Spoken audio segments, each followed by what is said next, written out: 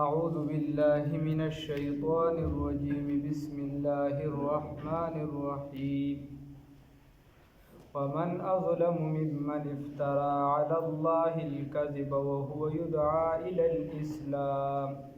والله لا يهدي القوم الظالمين صدقت يا رب العالمين.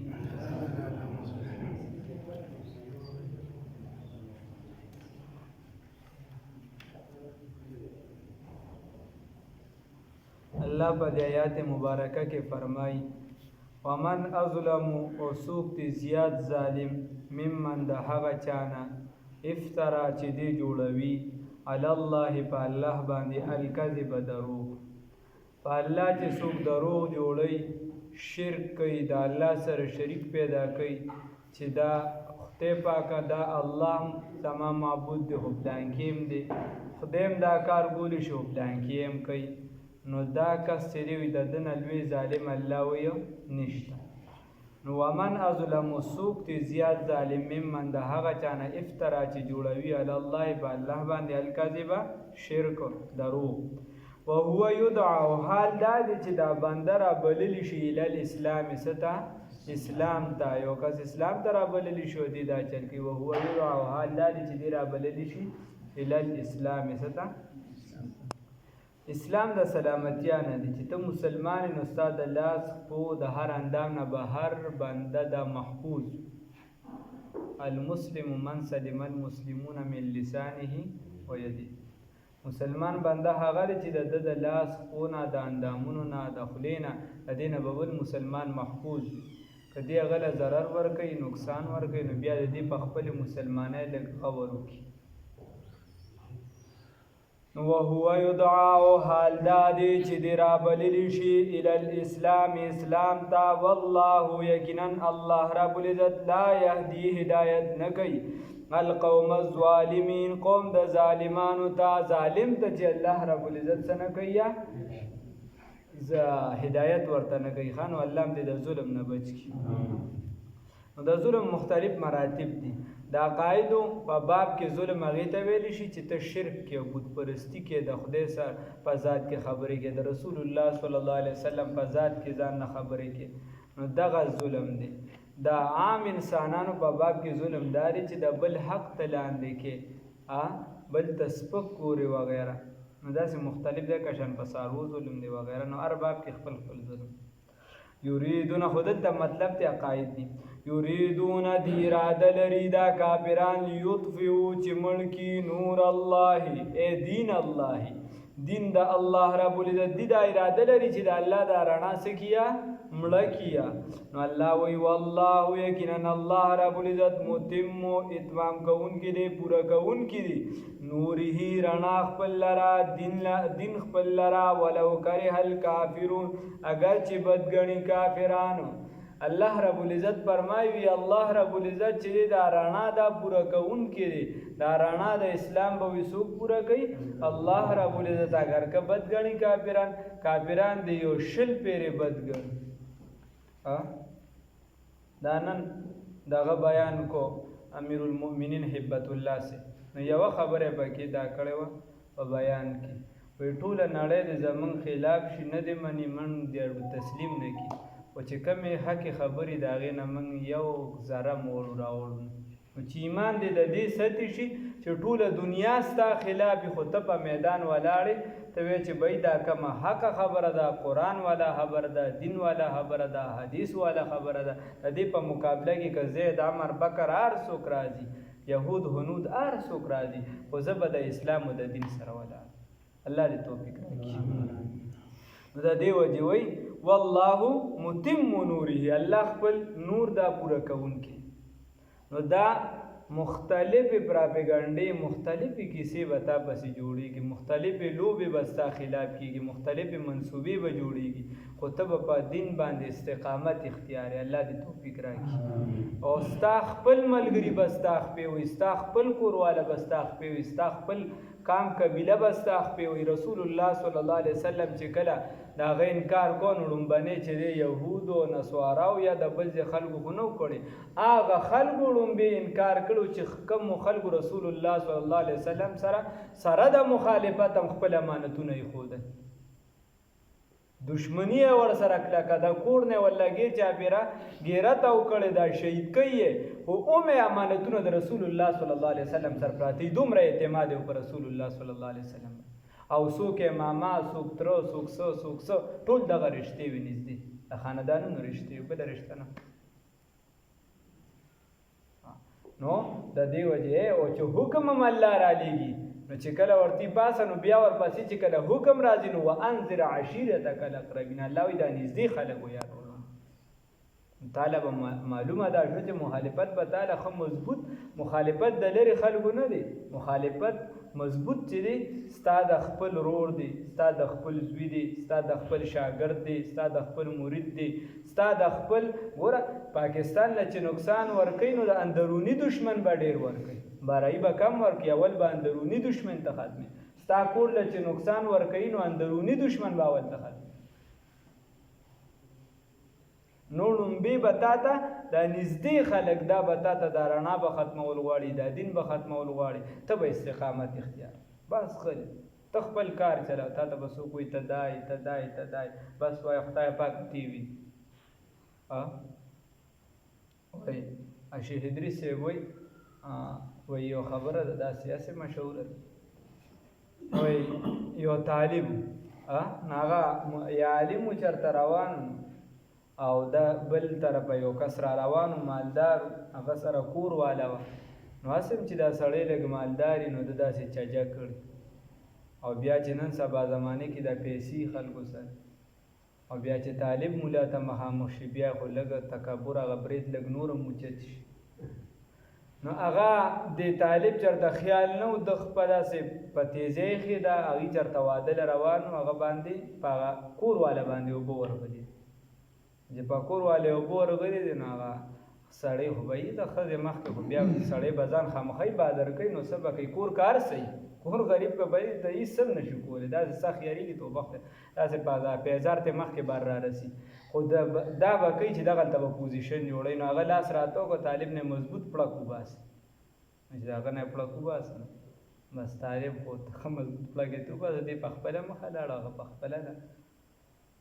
ښځې ته ویې راځه چې جامې بدلې کړي چې بیا ځو هغې چې جامې بدلولې دې پسه باندې خطه نو بس را پرېوته سټی مات شه مړ شه ښځې چغې کړې چې بس دی خو خیر دی چې مړ شه خو چې اوس بچو باندې مې ازار ونه لګي ګورئ دا خو هغه ازار کړی دی ازار را پسې لګېدل خلک شو چې بهی طالب را پیدا کړو چې ازار چا کړی دې چې هلته نه راته نو په الوایي باندې چېرته پېښ شوي د هغه دا عادت و چې لومبنې به پې څوک راغی په سار کې ګاک لومبنې به کم راته نو هغه به پې چیمس کړو حلوا به یې ورته چې دې لومبې لیدې دی کې نو چې کېنه کېنه مولي صاحب ته خو نن زما ډېر ښه قسمت دا کېنو چیم پې څکلو حلوا یې پې دې ځان سره خاندي حلوایي ورته وایي چې حلوا مې در باندې وخوړه خاندم ما پسې خاندي دا پسې نه خاندم د خدای قانون ته یعنې ځان پورې خندانه وي هلته وویلم او دلته را باندې حلوا خوري هلته وویلم او دلته را باندې حلوا خوري نو هغه ورته وایي چې څنګه نو ته ورته لا خبره ګوره دې کسان ورسې نه ښځې ورته چې دکه دی بس ده ته وایي چې کس دی مړ کړه څه یې ورته وی کس دی مړ کړه ته ورته ما خو څوک نه مړ کړی ای ورته خبره وکړه تا پلانکي ته خیرې نه وي کړی هغه ورته نه ما خیرې نه دي کړې هغه ما له څپېړه راکړه ما صبر وکړو خدای هغه له څپېړه ورکړه هغه ما له څپېړه راکړه او ما صبر وکړو خدای هغه له څپېړه ورکړه نو د هغه څپېړه دا وه چې زما مخ اوسه پورې سور دی خو د خدای څپېړه دا وه چې قبر ته یې ورسوړ وړاندې به ورسره څه کوي یا د خدای سره معامله دکه شان بعینه امام ابو حنیفه صاحب یو کس له جواب ورکړ هغه ورته کنځلې کولې امام صاحب ته کور ته دننه کې مجلس کې ورته وکړې بیا ورته لاره کې کولې دا خلک موږ سره یو ځل موږ تاسو خلاصه کړی نه سړی دا لا هېڅ نه او الله دې صبر او استقامت را نصیب کړي نو چې کله کور ته ورسې نو داسې سره را بار کوي کور دا لږه درنه کېږم که څه کنځلې دې پاتې نو هغه وکړه هغه ورته تا خو زه د سپي برابر هم ونه ګڼله تا خو زه د سپي برابر هم ونه ګڼله ما له یې دونه توجه رانه ګزار شوی مو ته جواب هم نه کې ته بیا هم دای په مقابله کې ما سره ښه کې نو امام صاحب ورته وی چې بس که سکنځري پاتې یاو که هغه ورته نه بس امام صاحب دې دننه شو هغه را پرېوته مړ شو. خلکو وی امام صاحب کس مړ کړ. امام صاحب ورته وی ما نه دی مړ کړی زما صبر مړ کړ. نو خبره ده الله رب العزت فرمایي چې تا له به مخالفت راځي د نږدې خلکو نه د نږدې اقرباو نه خو ته به صبر کړي. بس کله به صحیح کله به صحیح صبر وکړي او بیا به طاقت خدای درکوي دا رڼا به خدای پوره کوي. نو چې رڼا خدای پوره کوي هم ستا په ذریعې به بیا پوره کوي. تا له به خدای عزت درکوي تا به خدای پاک اوچتوي په دنیا هم او په آخرت هم. الله یې توفیق راکړي. الله فرمایي والله متم نوره او الله پوره کوونکی د خپل رڼا لره نور لره. نو بس الله به پوره کوي ستا په واسطه چې کوم ته د رڼا نه محروم شو نو بس هغه په تیاره کې پاتې شو. بس تک پیسې کې تا ته خو بس خدای پاک وښوله لار تا ته الله اوس دغه کیسه ده. ولو کره الکافرون اگر که بدګني دا کافران هو الذي خدای هغه ذات دی ارسلا چې را لېږلی دی رسوله خپل پیغمبر لره بالهدا په هدایت سره و دین الحق او په نظام جامع ثابت سره. بالهدا په نظام جامع ثابت سره داسې نظام دی جامع دی ټولو نظامونو لره او دا جامع والی ثابت شوی دی ټولو امتونو دا ټولو نظامونو ته دا چې دی دا ثابت شوی دی. اوس ما او تعالی پکار دی چې دغه نظام دغه کې ځان راټچ الله رب العزت ته راځي او په دغه باندې استقامت اختیار الله دې راځي. نو الله فرمایي و دین الحق او په دین حق سره الله پیغمبر را لېږلی دی د څه لپاره د دې لپاره چې په ایسو کې په نظام جامع سره بالهدا په هدایت سره و دین الحق او په دین حق سره یظهره د پاره دی چې دا غالب کی دا دین علی الدین علی الانظمه كلها په ټولو تنظیمونو باندې څه نافذ کی څه اوچت کی دا خپل دین چې دا نافذ کی په ټولو تنظیمونو باندې په دې ټولو باندې غالب کی څه شي لره د خپل دین لره. الله رب العزت فرمایي نو مفسرین لیکي د دې یو درې دوره یو دور چې دی نو د بعثت نواله تر د جنگ صفین پورې یعنی ابتدایي تقریبا 50 سال او بیا دویم دور چې دی هغه به د یعنی د عیسی علیه السلام چې کوم دور به راځي او یو د منځو معنی کې دور. نو په دې کې ابتدا کې بیا غلبه وه خو بیا ورو په دې کې شکست راغلی. نو د صفینه پورې اسلام مکمل په عروج باندې روان وایي کې زوال موال کیسه نه وه. د صفین نه پس په مسلمانانو کې بیا ورو اختلافاتو سر راوچت کړي د غیر فسادو شروع باندې خو چې لږه موده بیا تېره شوې ده نو بیا سم نقصان ورکړی د هغې نه پس بیا ورو یعنی د صفینه پورې تقریبا نیمه دنیا قبضه وه. د صفین جنګي صفینه پورې تقریبا نیمه دنیا ورنه نظامونه خو یو مکمل ختم او بل چې دی نو هغه صرف مرکزه پورې محدود شوی. یو نظام مکمل د دنیا نه د ایران اتلی او بل نظام صرف د قسطنطنیه د مرکزه پورې محدود شوی د عیسایت د مرکزه پورې محدود مذهبي خاریه چې کومه وه آیا صوفیا وغیره دغه کیسې وي د غزې پورې مخصوص نو د هغې نه دا کیسه نه وراخوځېده. بیا وروستو دور کې پای کې بیا چې د کمزوروالی ورو راغلی دی اگر چې وقتي طور فتح هم حاصلې شوي ترک هم فتح شوي دا یو څه بل څه خو بیا وروستو پکې کمزوروالی راغلی او یو د عیسی علیه السلام دور دی. نو دغه دور کې به اسلام هغې کې به بیا مکمل نافذ شي. نو دا دوه دوره داسې دي چې دې کې یظهره علی الدین سیاسي دور اسلام مکمل نافذ او مضبوط دی هغې کې غلبه ده د اسلام پاتې شوه. په دې منځ کې چې دی بیا د مسلمانانو نه دا غلبه روانه ویجاړه شوې ده. نو د دې وجې دغه فرمایي ده عبیدالله سندي رحمت الله علیه فرمایي هغه وایي چې د مسلمانانو دا فرض دی دا د مسلمانانو فرض دی چې د دې کومه غلبه ده د دې نه تلې ده او د دې د کمزورۍ د وجې تلې ده چې دې دغه غلبه دوباره حاصله کړي او د دې دپاره جدوجهد وکړي او که د دې دپاره دې کړه او محنت نه کوي نو بیا دې مکمل په دغه ګناه کې اخته دی. نو الله رب العزت ترې له توفیق راکړي څه ناسه کوشش به کوو د غلبې اسلام دپاره هغه چې په هر رنګ کې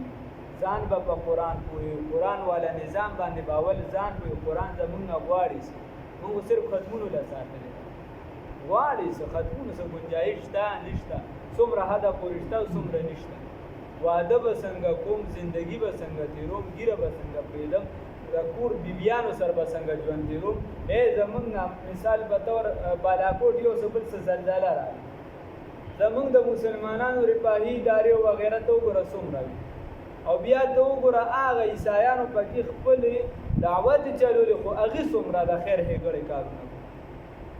یا ته د هغې هسپتالونه وګوره یا د هغې په خپلو ځایونو کې او نن سبا دور کې عیسایت د ټولو غټه فتنه ده څنګه چې قادیانیت غټه فتنه ده او عیسایت هغه علاکار عیسایت اصل کې څه څیز نه دی هغه د یهودو په بتو کې لوبېږي او ښه ډېرې پیسې ورکوي خلک ګڼي عیسایان کوي بلا ښه په تیزۍ باندې دعوت چلي لږې وګوره سفرنامې وګوره د افریقې وګوره د یو ځای بل ځای ته وګوره بیا به تا ته پته ولګي چې ته تیز تبلیغ کې کاغي پتهیي ورسره پیسې هم لګي یهودو به نه کوو ولې عامه قرآن د هغې پیغام رانقل کوي چې نحن ابناء الله و احباؤه یهود هم اوس خپل دعوت خو یهودي د هغه درجه نه ورکوي چې نوي یهودي شي لکه دغه خبره بس نه کبار ورته ووایه بس هسې ځان سره به طور یهودي ساتي خو درجه نه ورکوي هغه وایي دا زمونږ ذاتي خلک دي خانداني خلک دی هغې ته خوشحالي لکه څنګه چې موږ بس موږ پښتانه یو موږ پلانکي یو اگر که په هغې کې د سره اسلام نه اگر چې هغه په سره د سړیتوب په لار دی هغه به نه مشر پیژني نه به کشر پیژني هغه به نه اخلاق پیژني نه به بل څه پیژني بس د هغه په سر یو پټکي دی غټ نو د دې وجې دغه سیاسي او بله مذهبي غلبه ده نو مذهبي غلبه په هر ټیم باندې اسلام ته حاصله ده سیاسي غلبه خو دغه ده چې زموږ نه کمزورې شوې ده د هغې دپاره کوشش جدوجهد پکار دی او د هغې دپاره لومړنۍ کوشش دا دی چې مسلمانان په خپل دین پوه شي هغه ته خو پته نشته قرآن وایي څه قرآن زمانه څه غواړي قرآن موږ وایو به طور قانون دی نو قرآن که به طور قانون نو قانون څه دی پکې قانون څه دی موږ صرف دا وایو د غل نه لاس ووه